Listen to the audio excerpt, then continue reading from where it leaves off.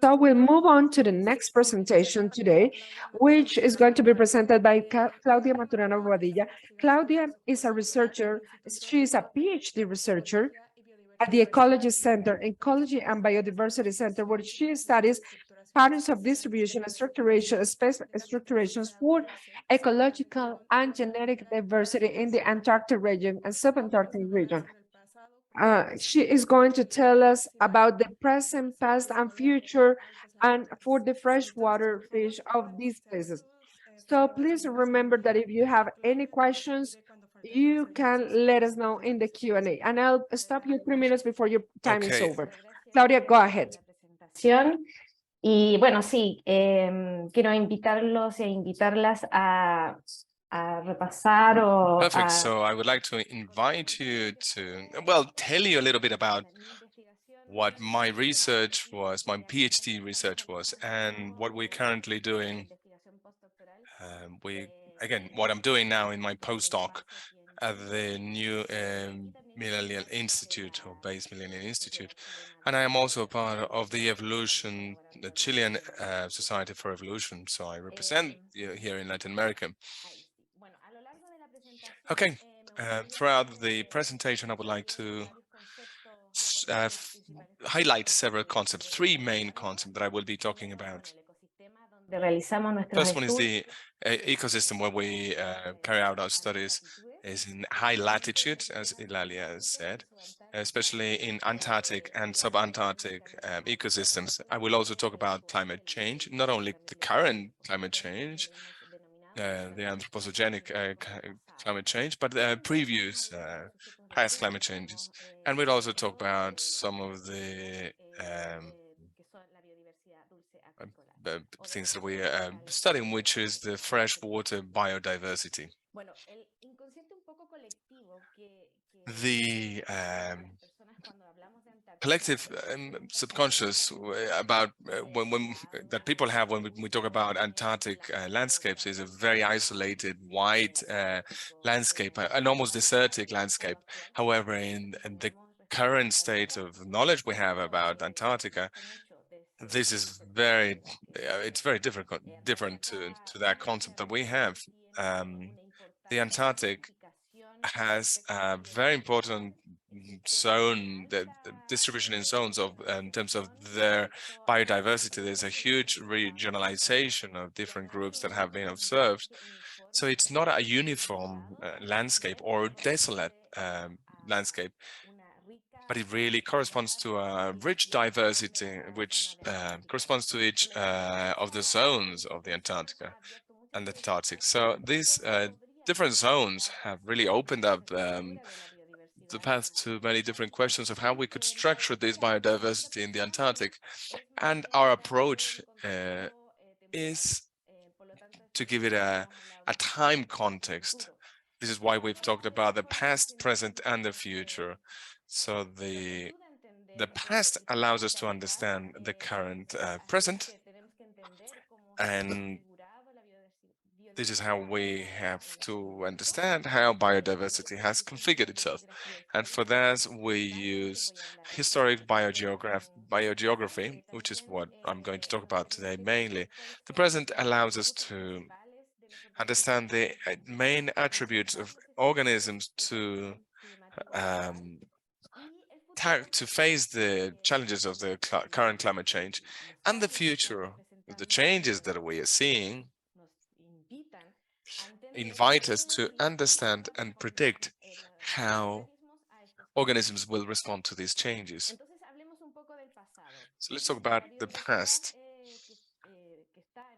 The biodiversity present in the Antarctic is the result of climate and tectonic changes in the past. And what we know is that the glacial events, which is the big advances of this ice, would not have been uniform, but very dynamic, and they would have opened the possibility of not the whole region being covered by ice, but that there would have been some areas, especially at the north of the South Ocean, at which the Austral Ocean, which would have been refuges or refuge sites. So this allows us to understand the history of organisms in Antarctica. So we understand that the current biodiversity would have been a consequence of the big periods, glacial periods, which would have affected this spatial distribution. So our research question is how we understand and explain this low biodiversity in these areas. There are two big hypotheses that have been stronger up till now. So we have evidence of recent species, and with recent I mean late after the last LGM, last glacial maximum, and there would have been also organisms which would not have been affected by this glacier. And on the other side, as a contrast, we have evidence of a species which would have remained in Antarctica in these refuge sites. However, this evidence is mainly in terrestrial ecosystems, which is why our study group tried to look at the continental water ecosystems, thinking that they would have a different attributes. It's not the same to have lakes, and not the same compared to terrestrial ecosystems or land ecosystems. And in that respect, we chose very common species in these ecosystems, even though the biodiversity here is very small. There is this Bocella poppy, a crustacean. This is a small, very small organism. It's the only one that arrives, the only species that comes to Antarctica of this genus, and it has physiological attributes which allows it, or which have allowed the possibility of understanding whether they would have survived glacial, the ice age or not. So it has a really very old history. It's from the Gondwana times.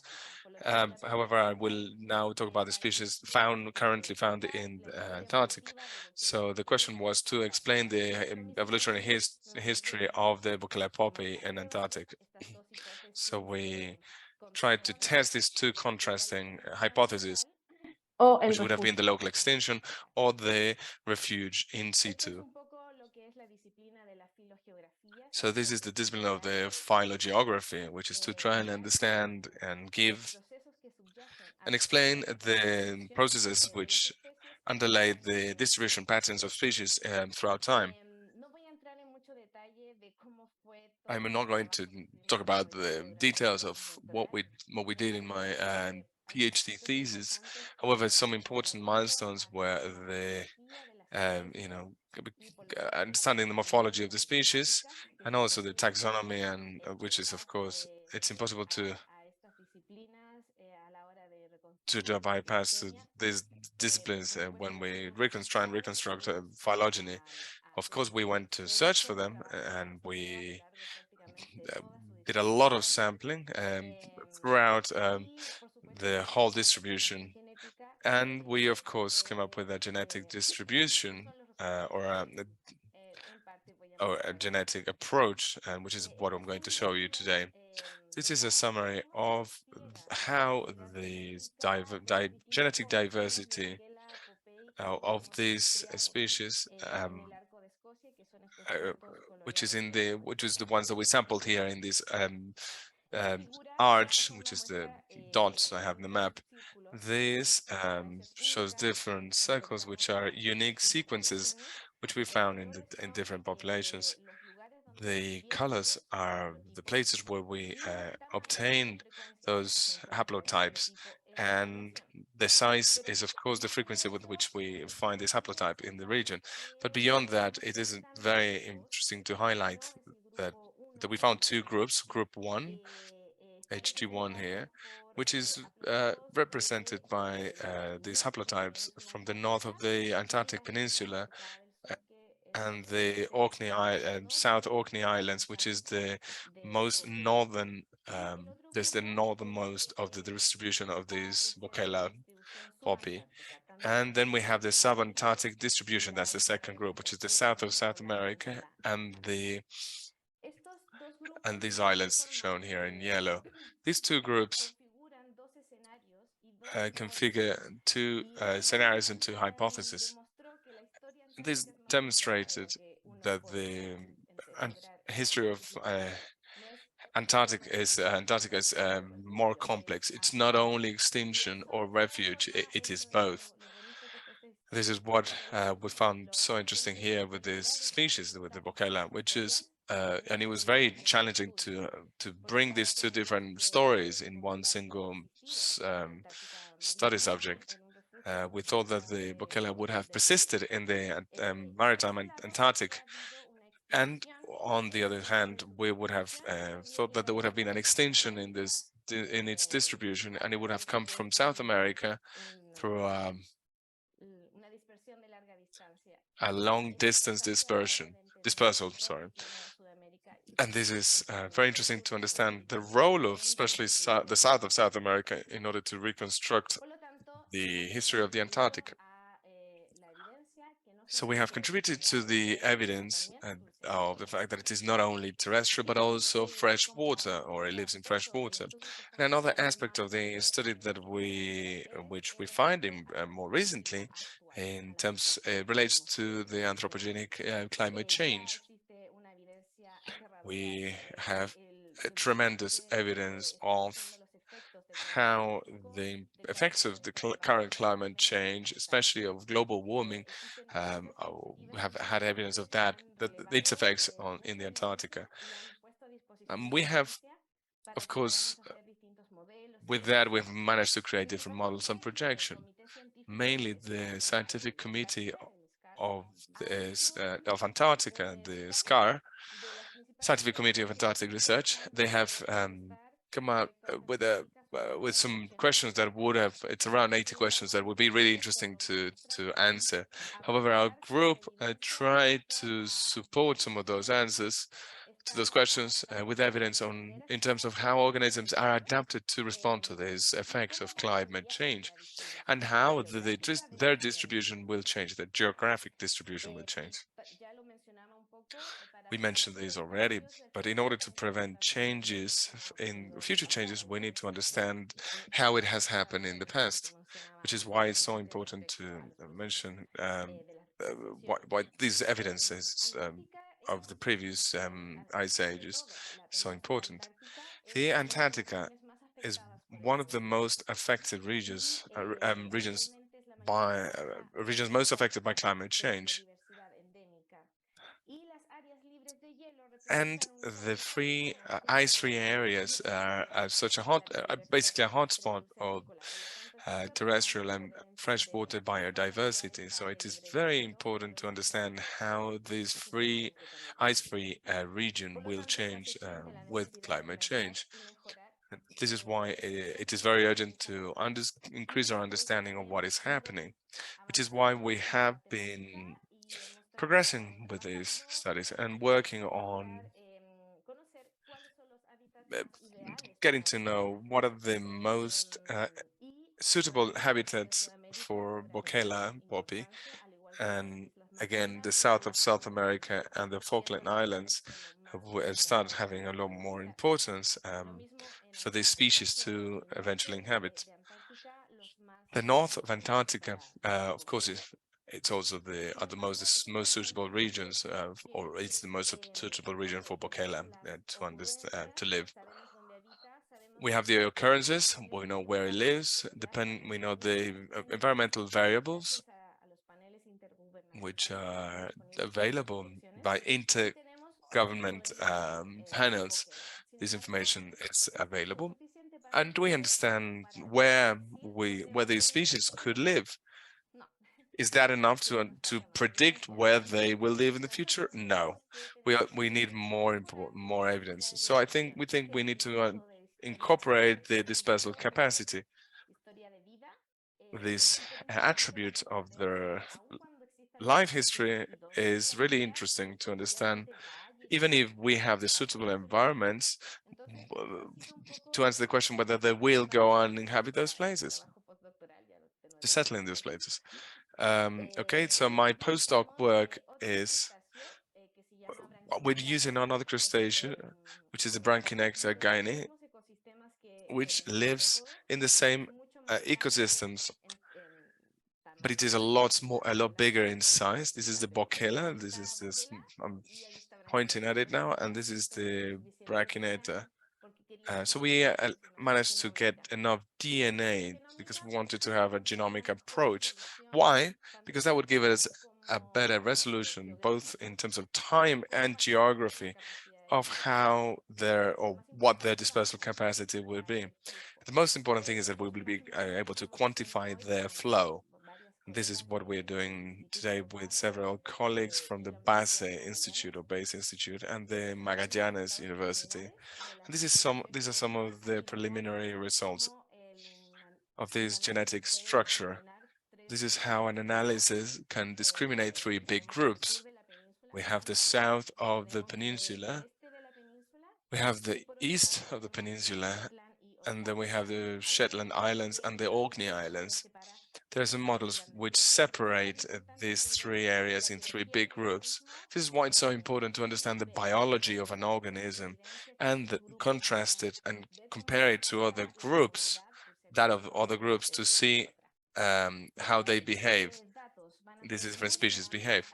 These data will be very relevant when we start projecting how this species will start distributing in the future, understanding and knowing the distribution models that we already have. In the most extreme scenario, this ice-free area will grow in at 25% towards the end of the century. And this will, the Antarctic Peninsula will have the biggest ice-free area of the Antarctic, and this will allow us to understand how these species will behave. I'm sorry, Claudia, and we have run out of time. Yes, this is just a general comment about science in Latin America, which is something that a colleague mentioned, and I would like to say that there are many instances of international collaboration in order to create information for climate change. However, Latin America is not represented very well in many of those different chapters and the different tables which are working with this. Of course, now in the symposium, we have 88% participation, but I'm sure we have a lot to say about water scarcity, acidification, and many other topics which are extremely relevant in terms of climate change and will affect not only human populations, but other species. That's what I wanted to say to finish. Thank you very much, Claudia, for this wonderful talk. We have a couple of questions in the chat, and we have a few minutes left. The first question is from Gustavo Adolfo, and he says, you mentioned that this species has physiological characteristics which allows it to inhabit these freshwater environments of Antarctic. What are these characteristics and how their physiology changes in the populations that you studied? They mainly have a characteristic which is the crustaceans have a physiological trait, and there's evidence of the fact that once the eggs, or actually the cysts, and the cysts, they once we have different when we have environmental variables which are ideal, they can still survive 100 years. So they take eggs from paleo lakes and they date those eggs which are 100 years old, and they make them feasible again, they make them viable again. So the capacity of resisting difficult conditions like desiccation, lack of oxygen, and so on, these copepods could actually survive. So these attributes are so relevant when they survive, when we decide whether they survived or not. With Brachyneata, we would like to do some physiological tests to see if there are differences in the physiology of different populations, but we haven't worked with that yet. But we believe, and there's been some studies about their capacity of reducing the metabolism. There's been some experiments at the south of the peninsula with the British Antarctic Survey, where we have seen the reduction in the metabolic rates of the brachynexa as well. There is one more question, but we haven't got enough time. I'll read it, but then you can reply it in the chat. And the question is from Francisco Fuentes. Do you believe that the changes in the Antarctic circumpolar Antarctic circumpolar current will have a direct effect on the colonization of niches by new species in the Antarctic context? So you can place the question or other response to that question, the answer to the question in the Q&A. Thank you very much to Claudia for her presentation, and we will be back in 5 minutes. We'll have a 5-minute break, so we'll see you in 5 minutes. Thank you very much.